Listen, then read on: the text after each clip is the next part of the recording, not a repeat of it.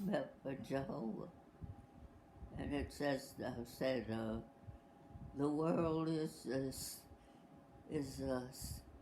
sad and dreary, and it is so dark I could not see. But suddenly, a light so brilliantly, it was a light that came from thee. And now my heart is full of glee as I give thanks and praise to thee. That's a little song I wrote, and I would sing it. And when I would be by myself, I'd sing that song over and over again. So you wrote that yourself? Uh-huh. When did you write that? I wrote it when I was up in Delaware. I was having a hard time at that time. I really was. I was trying to get Henry to listen to me and to listen to Mary, who was trying to do as she was studying with him. He went all the way through Genesis. Yes, he did. He liked it. And then he was starting the next book, Exodus, and Mary explained what was going to go on, and then they were going to start reading that together. And but something bad happened. His friend, his name was Dilly, he had a newspaper in his hand, and he came up to Henry, and he says, Henry, I've got something in this paper here I want you to read. And he handed the newspaper to Henry, and he pointed out, read that. And you know what it said? Jehovah's Witnesses do not believe in a blood transfusion, and they let their children die. And then Henry read the whole thing, and he said to me, Ruth, I'm not going to study anymore with Mary because I believe in a drug, the transfusion, and I'm not going to let my children die when they need a transfusion. And I says, oh, Henry, this isn't really the true statement about things. I says, we have found a different way in place of the blood transfusion, and even the doctors like it, and they're taking it, and they're going to use it. And he says, yes, but then right here, I believe what the paper says, that they let their children die. And he would never read the Bible anymore. But he was having it. Oh, he was really enjoying it. Yeah. You know, his mother had a Bible. One of the witnesses came by her house one day, and she was showing them what they believed, what she believed in, you know, was just this thing she had was like a prayer, like. And she says, this is what I'm taught, and this is what I believe.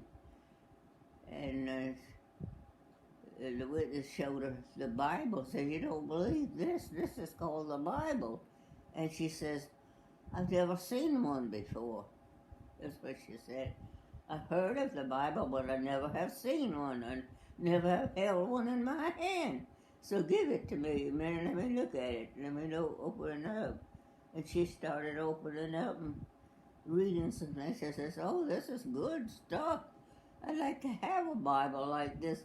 But she says, but I want it in Italian because it's hard for me to read English. So the witness says, oh, I'll find and get you a Bible in Italian. And she did. And she read it all the time. She read pieces. And she told me that I had a wonderful religion. And she says, don't ever let anybody tell you different and that you are wrong and that you give it up. Don't ever give up this belief what you have. That's what she told me, his mother. And Henry liked it too, and he liked what he was hearing. Yes, he liked it. But that's what happened, and so he went with what the paper said, and he wouldn't listen to me when I told him about that we had found a different way that it was even worked better. Oh, but this is what the paper said, so he believed that. So I often brought that up to him, and he says, I still read that in the paper and know what they said in the paper's true. But, well, But his mom liked what she read, huh? yeah, huh? His mom liked what she Oh, read. she loved what she read. And the witness says, well, have her come back with you and we'll read some in the Bible, some scriptures. That was fine with her. She said, yes, you come back. And Mary Delarendo did. And she was the one that was studying with your father. She was the one, yeah. Mary. She was Italian herself. She lived there in Little Italy, not too far from where Henry's mother lived. Just a couple of blocks away. Yep. And your daddy liked reading in the Bible too. He didn't know nothing about it, except that he got, with his religion, not disfellowship, but disassociated him. You know, so he says, well, do what you want to do with me, but I'm going to stay with my wife and my children. And nobody's going to take me away from my wife and my children. That's what he said. He already had you, and he had little Henry was a baby. And he wasn't going to give up his children for nothing. That's what he told the priest. And the priest says, okay, Henry, as of today, you are disassociated from the church now. And he says, fine with me. Says, I'm going to go where my wife goes when I die. That's what he said. He told the priest that. Where my wife goes, I'm going to go too. He always believed that. So they kicked him out of the church. Yeah, kicked him out that very day. He says, oh, now, what you just said, that's what he said, you are disassociated from the church now. And this says, okay, do with me what you want to do. But I'm staying with my wife, because the clergyman told him, the father, whatever they call him, told him that either he had to get a divorce from me or a separation. And he says, neither. That's what he told the priest. Neither. He says, I'm staying with my wife and my children. Well, did he go to church up there, Mom? Huh? Did Dad go to church up there? Did a what? Did Dad go to church? No, we didn't win anymore. He did before, yeah. Sure. You didn't go to church up there, though, did you? Yeah, I never went with no church. He knew that before we were married, that I wasn't going to go to the Catholic Church, because I knew he was what he was before I married. He talked to me about it, and he said, okay, you won't have to go to no church. That's what he told me. He didn't pressure me at all to go into no church. He never did.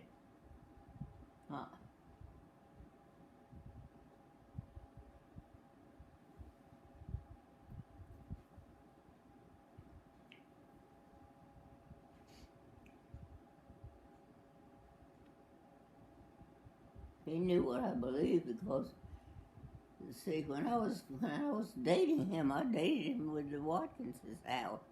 And Sister Watkins, we always talked about things, about the truth in that, and he listened, and he liked it.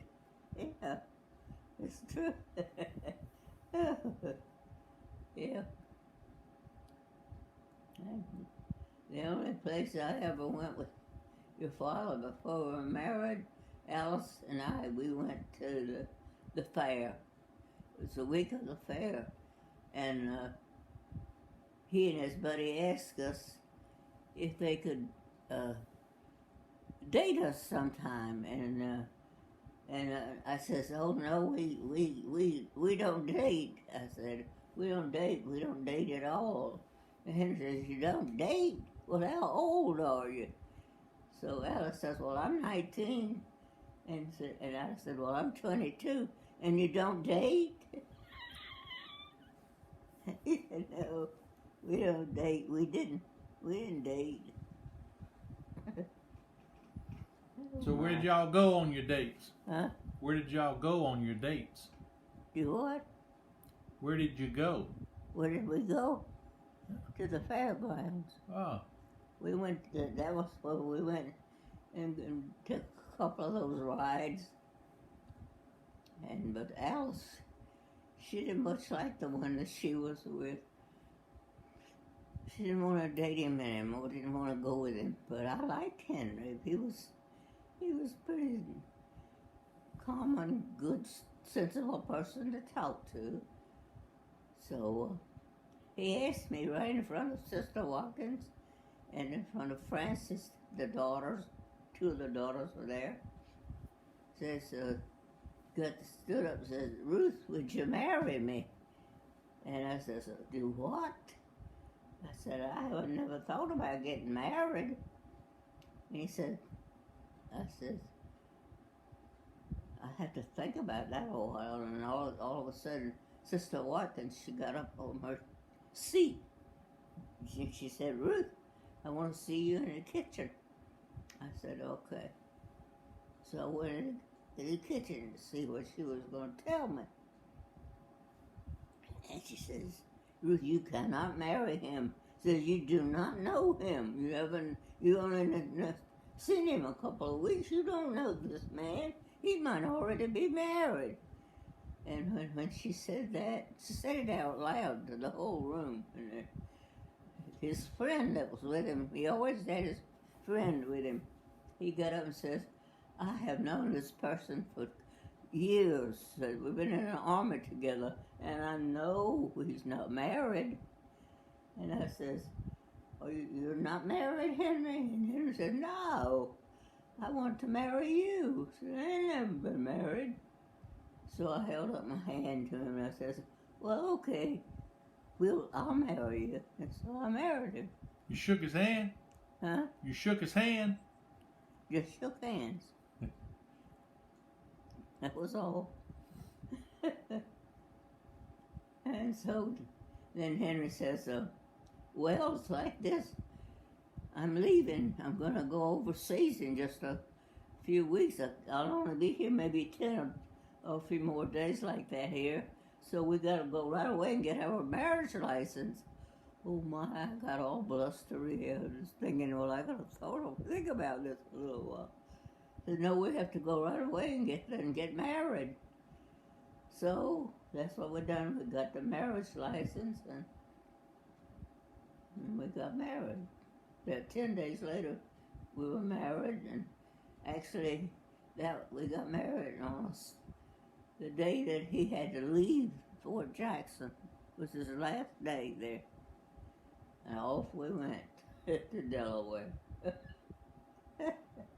That was the funniest way to get married that I ever heard of anybody else ever doing stuff like that. Well, where were you going to live when you got up there? Oh well, he was going away. He was going to be there over the weekend, and he was to be gone, and he was gone for a long time, you know. Oh my! So where did you live? His mother, she had 4 sons, Every one of them was in the service. She was all alone, and she begged me to come and stay with her. So I told her, I says, well, it's like this. I'll stay with you for a little while, at least for, a couple of weeks. And she said, oh, that's wonderful. You'd stay with me. So I did. And then I got ready and I wanted to go home because I hadn't even told my parents that I got married or nothing.